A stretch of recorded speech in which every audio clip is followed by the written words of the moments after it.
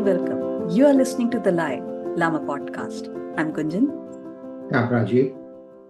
Rajiv, today I want to discuss about this classic psychological experiment of Solomon Asch, where 5 people were there in a room. One was a subject and 4 were already discussed upon that what they have to say. And then some lines were shown. Everybody was giving the correct answer initially, but later on, everybody was giving incorrect answer and the subject did not know that he is the subject, and then he was going with the group. That, okay, if everyone Peer is saying pressure. that, peer pressure or social conformity, Conformity, yeah. What if everyone is saying this and I don't want people to oppose me, or I don't want to have a different view, so whatever everyone is saying, I just want to say that and saving myself from some trouble, or maybe I don't want people to think stupid of me or anything. And I remember you have given a similar incident in your book Rise as well, about stakeholder management. Please enlighten us. So actually, this is an interesting topic that we all fall into that social conformity, or what we call as herd mentality or narratives. And just because you want to appear one of the group. So different terms, but very, very similar things. So I think the chapter, if I remember correctly, stakeholder management or presentation skills, one of the two, where this is again based on my experience. So, what I observed was exactly what you said, but I'm not aware of that experiment. So what I observed was in meetings that if I have to, let's say, influence my sponsors, stakeholder sponsors, and I'm presenting some idea, and I want them to say yes. So I used to start with people who I know align to my proposal. That is a smart move. So essentially, when you start with when 1 or 2 or 3 people say, yeah, I think this is a good idea, the 4th person will be very, very hesitant. Unless the person really hates you and really doesn't like the idea or has thought through and all that. This is actually a very, I would say, real thing that happens with all of us. All of us fall into this social conformity. There's a quote that our parents used to tell us, "Sab kuएं में कूदेंगे तो तुम भी कूदोगे क्या?" Exactly. Yeah. But exactly. We do that day in, day out. Yes, we do that. Exactly. Okay, coming to corporate meetings and meetings like, where you have to make major decision. I remember there was one study which said that if there is a rectangular table and one person is sitting on one side and rest are just listening, making notes, giving their inputs, decisions happen faster compared to if you're on a round table, because everyone has equal authority. Everybody is giving their inputs and decision, like they weigh every pros and cons of the thing, and then they come to the conclusion. And you know what happened after that? All the tables were turned into rectangular tables, just because people want to come to a conclusion. They don't want long meetings. They don't want everything, all the data. You still, in spite of the table shape, now I think you still have, a lot of wasted meetings. Because people are not used to meeting that. Yes, which is why they are coming up with the ideas, low meetings, no meetings. No meetings. Yes. So even the shape of the table or your position, even I've read that in a book, Positioning, that how much it impacts the decision or the conclusion that you make once you're positioned in a right manner. But yes, coming to conformity, social conformity, how is this different from herd mentality? No, it's very similar. It is very similar. The sentiments or the psychology behind, I think, is very similar, because herd mentality is exactly that you're just following the herd. Whether it is a herd of 3 people or 5 people or 100 or 1,000 or million people, doesn't matter. And, that is exactly how also narratives are formed, So you just follow, you read, let's say you read something about any topic, and you just follow it without verifying whether it is right, wrong, whether it suits you, what was the research. This is where things we see ads. Suddenly eggs are good for you. A decade ago, eggs were bad for you, and sometimes the milk is. So all these narratives, all these are part of same conformity, social conformity, or narratives or herd mentality, or just following everybody. Essentially, the thing is that each of us have very strong desire to appear to be belonging to, some group or something. Um, Not very sure. I think each of us, maybe not true for everyone, but we want to blend in. Later on, we want to stand out. Conflicts, the lie. We want to, but so we want to blend in to appear like everybody else, but we also then want to within that society stand out. हमने तो Yeah, तोप उखाड़ लिए absolutely. हमने तो तोप उखाड़ लिए Whatever, Yeah, so yeah. so if you are, part of, let's say, it's like if you belong to a social group where everybody has a car, you want to belong to that social group, so you also buy a car. But then you want to buy a different car from everybody else. So you want to belong, but yet you want to stand out within that group. So this is actually, yeah, it's a conflict or conflicting desires, but it is still part of, you want some social conformity. You want validity or validation from others Right, that yes, you exist and yes, you are part of their group. right. Yeah, I mean, when we were growing up, your success was measured not by the college that you're going, not by the subject that you've achieved. Foreign कब जा रहे हो? That was the Yeah, no, everybody. So, even today, कि if you ऐसा look at कौन सा around you, हाँ ऐसा कौन सा कोर्स कर रहे हो या इवन टुडे ऐसा कौन सा hmm, कोर्स कर रहे हो जो तुम्हें फॉरेन लैंड में अपॉर्चुनिटी मिल जाएगी so when are you going and I really don't know why that mentality is still there again. Yeah, everybody goes to US. it will always be there. See, we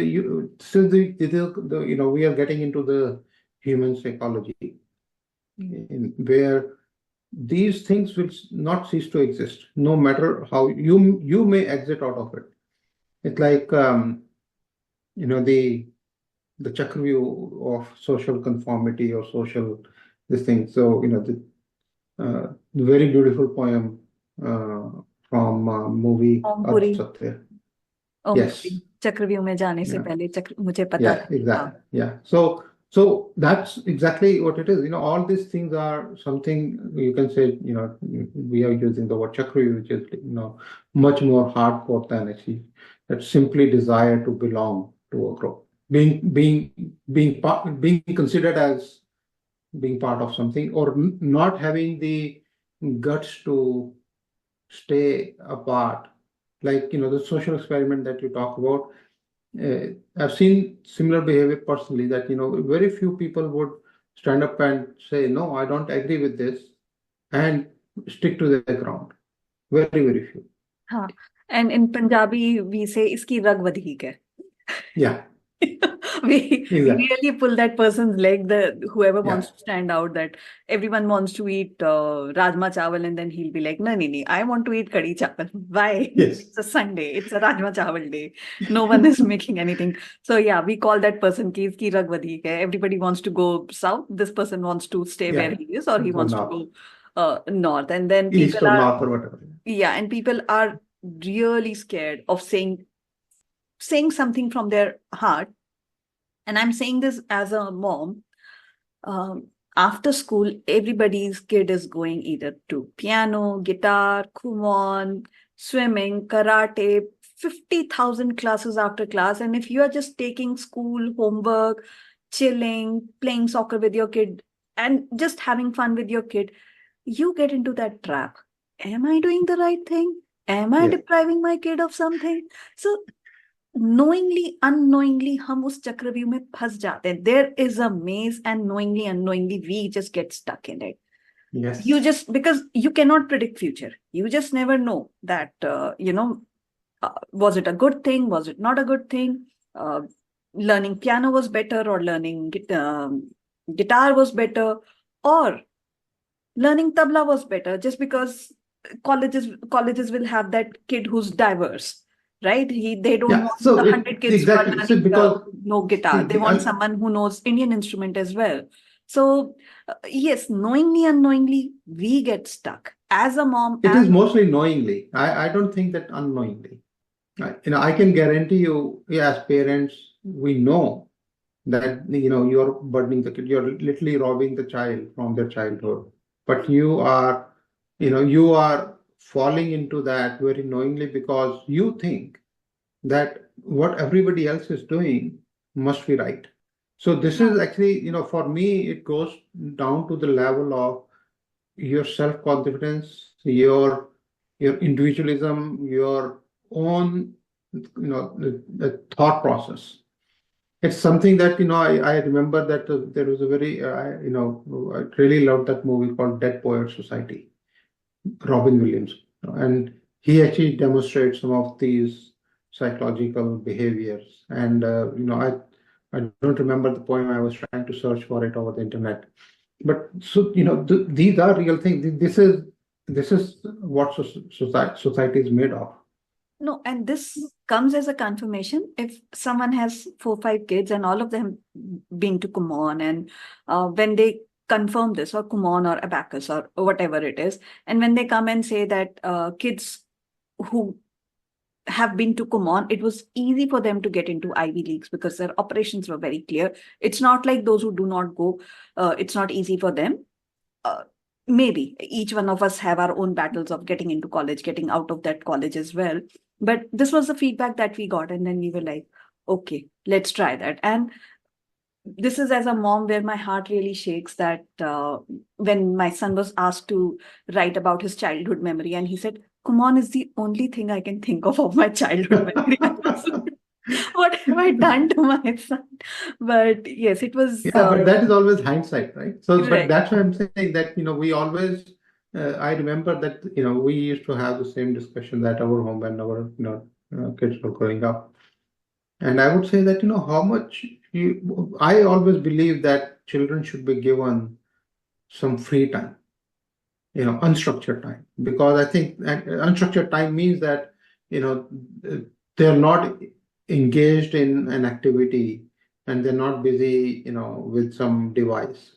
And they have to just think, imagine. So that actually builds a lot of creativity in them. Easier said But than easier said than done, Ranjit. yeah, Uh, I know. That's yeah, exactly I that's mean, exactly when you because say the moment you say easier said than done, it's exactly what social conformity and narrative and peer pressure is all about. agreed. It is, again, everyone has phone. Why I do not have a phone? And if you come here, eighth grade girls, ninth grade girls, everyone has their hair colored blue, pink, not blonde, blue, pink, like some atrangi color, and girl whose parents are strict and they're like, no, you're not doing this. That kid is under FOMO. And then there's a fight between parents and kids that, all other kids are doing it. Why aren't you letting me do that? Why are you so strict? Why are you so mean? So there are two different things you're bringing up here. The teenage year, or that the preteens and teenage, and up to I would say till about maybe your 20, what you call Yeah, as 40s adult. new 16, just letting you know. So that time, the individual, we like children, you can call them children or teens or whatever, that they are in the state of rebellious.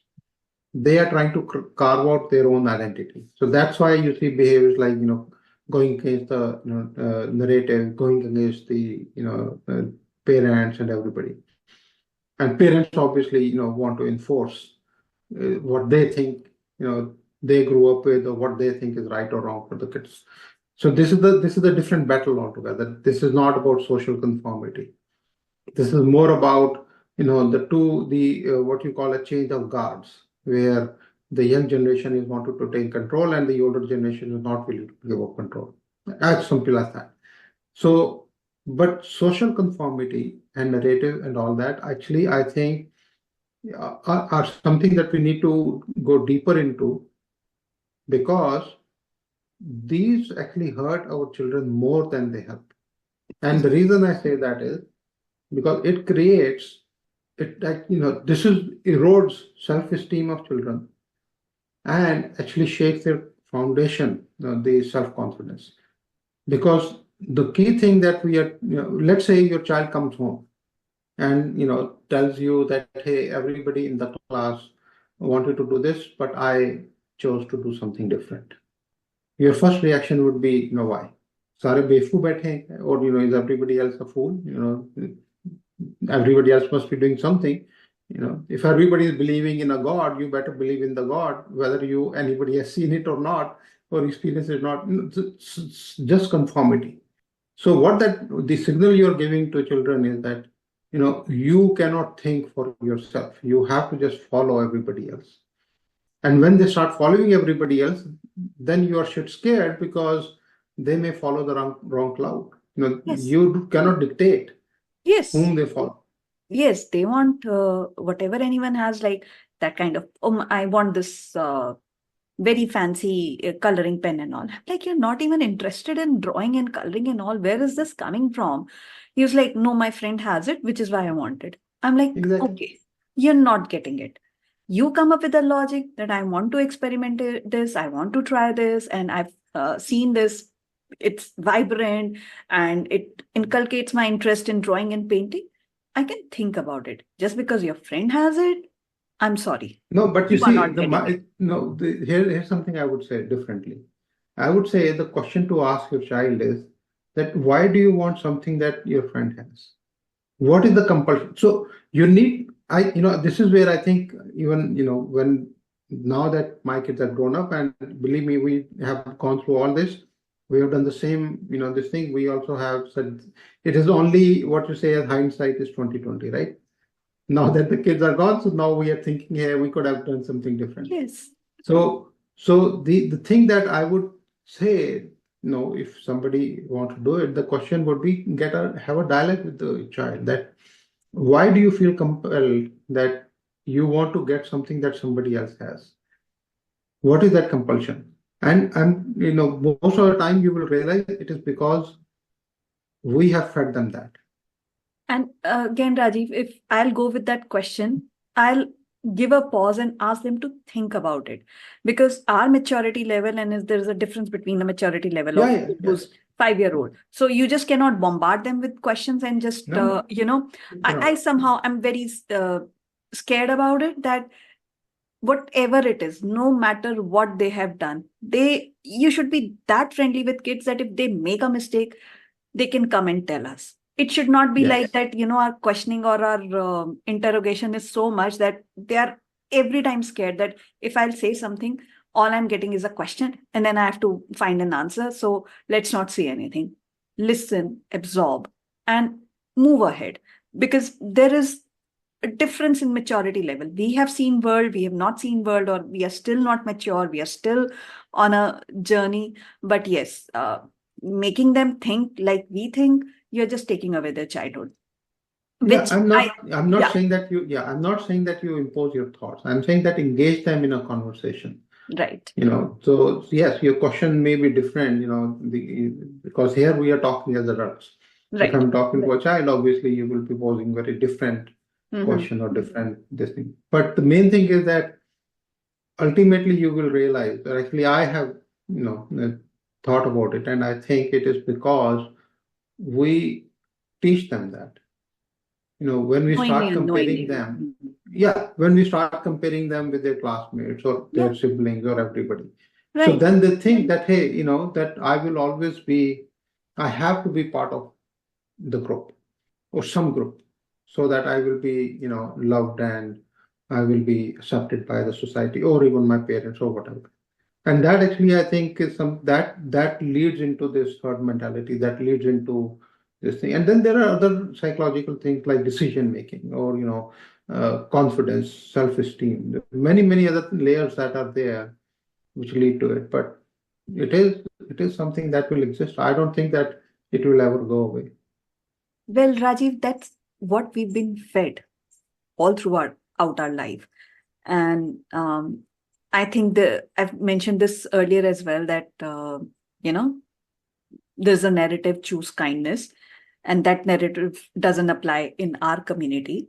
We always speak the truth or whatever is there in our mind. However, my mom used to say this, that if butcher comes to you and he says that, have you seen my kettle, or have you seen my goat, and always mislead him, because you're saving someone. However, we forget that that kettle is livelihood for that butcher. And this reminds me of our interview with Dr. Manpreet Sahuta, where she mentioned that danger of single story. We just see one side of it. We do not analyze both sides. Both sides or all right? sides. Right. That, And that is exactly what leads to social conformity or narratives and the peer pressure, herd mentality, whatever you want to call it. Yes. And yes, we've always been told that peace is more important than being right. Like when which leads to the life of which leads to a lot lives. of mental health issues, is what I'll say. Earlier it was told, jo hai dil mein rakho, give some time, things will fall on place, everything will be done. And now the counselor says, don't keep anything in heart, say it out, because if something is brewing inside, it will affect your mental health, and repressed emotions. yes, and you will be. But again, let go. Why to keep anything inside? And yes, you need to buy some time. Yes, you need to, if okay, I'm saying this like my dadaji. Everybody, every woman, married women, will cover their head in front of him. He'll take it as an offense that, your head was not covered, and I passed by. Later on, he changed. He was like, "Ab to mujhe dikhta bhi nahi, it's okay. You do it, you don't do it." But earlier he was, and all those, even of our neighbors, they'll cover their head in front of my Baji, and even if they're not doing it in front of their in-laws, they'll ensure that they do it, because again, it was like, beta, peace is more important. It's okay if you're going to their house. Yeah, I mean, I don't know how covering head is associated with that, but that's okay. That's what we have seen all our lives. Yeah, because it came with the Mughals. Yeah, I mean, again, there is a history towards it, and whenever my dadaji will enter the room or he's coming, he'll just show that signal. He'll cough, or he'll call someone so that everybody knows. Signal. So yeah, so when Dadaji would come, or anybody, there is a doorbell, instead of going to the door and opening it, first thing is that they'll look for the dupatta, they'll cover their head, and then they'll go and open the door. But yes, that's what we've been told all our lives, that peace is more important. And but see, here's the problem. When you say, and this is exactly where that when we grow up by living that, and we get into that, conformity, then we start living our life of life, because that's not what we are. We need to break that stereotype. And how it is not about, no, it is not about stereotype. See, you have to understand that this is more fundamental around being what is acceptable by the society. And I think we talked about it in one of the earlier episodes, that when I was saying that if you start thinking about everything being a living creature or structure or something, society is a living structure by itself. Society will not exist if it allows individuals to have their freedom of thought and being individual. Because then the social norm, everything falls apart, right? A group can only exist if people belong to that group.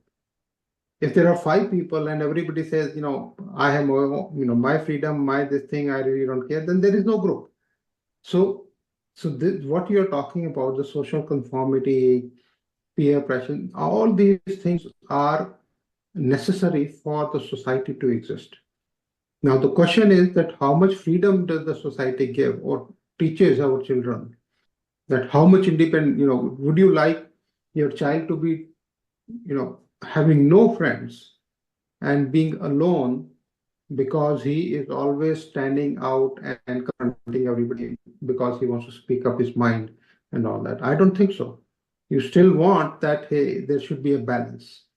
So that's the crux of the thing, now how much of social conformity should be required? Like you're saying that your grandfather and the social norm about covering your head, which by the way, came from Mughals. So this was, Right. and now we are just following the Mughal tradition, not the earlier, what you call as quote unquote Hindu tradition.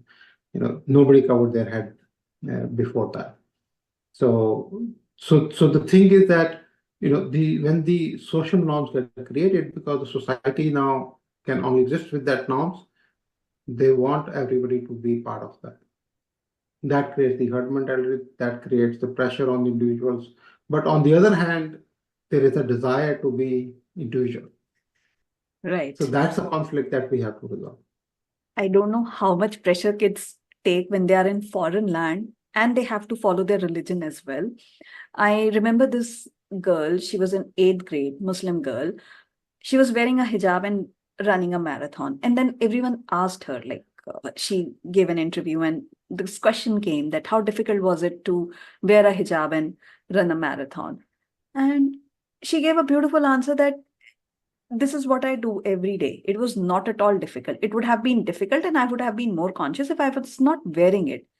Difficulty level would have come if I was fasting, where we cannot eat, where we cannot drink water. Then it would have been difficult. But running in marathon, and I don't even understand why that question came. But No, yeah, the question was because, because you see, it is again, the question was because she was standing out of the crowd. Not if everybody was wearing the hijab and running, then this question would not come. Then actually the reverse question would come if somebody was not wearing it. and I am Right. proud So of that in a girl Muslim, that, let's say in a Muslim country, if right, everybody is running and they have hijab, and then one lady is not wearing the hijab, then the journalist will be asking her that question. So right. it goes back to the set conformity and the social norm that has been created. And yes, this is a very wonderful example. Now the question is that it's good that she had the courage and the guts to just run the way she wanted to run. And yeah, It is she was not good. following that everyone is in shorts, everyone is in, she was dressed up modestly, wearing hijab. And this is like, this is who I am. If I'm not comfortable in my skin, if I'm just conscious about, um, you know, I'm not in my proper attire, I Yeah. would have not participated. Yeah. I would not. But now, having said that, if we go deeper, one level deeper, she was conforming to a different social norm. This is now again, you can start peeling the layers, and you will find that we will always try to belong to, a group. That's inbred, because we want to be accepted. And so this dilemma will always exist. I don't think this will go away.